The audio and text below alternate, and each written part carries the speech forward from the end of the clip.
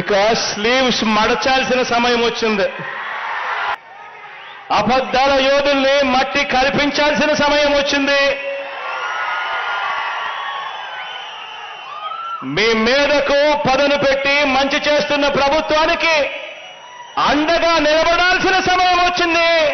ముఖ్యమంత్రి ఒక సభలో మాట్లాడుతూ చొక్కా చేతులు మడతబెట్టే సమయం వచ్చింది.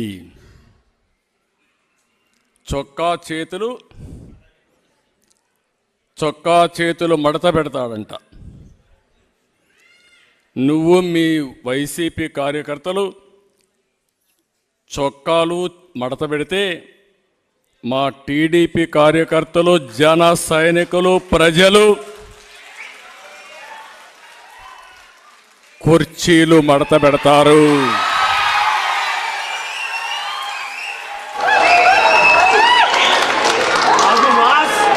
మళ్ళీ చెబుతున్నా,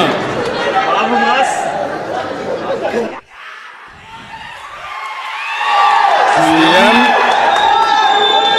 ఈరోజు సభలో మాట్లాడుతూ చొక్కా చేతులు మడత పెట్టే సమయం వచ్చింది.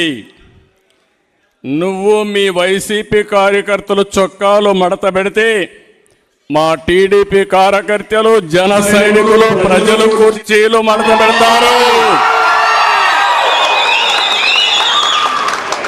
అందరూ కుర్చీలు మడత పెడితే ఏమవుతుందో తెలుసా? జగన్ రెడ్డి నీ కుర్చీ లేకుండా పోతుంది.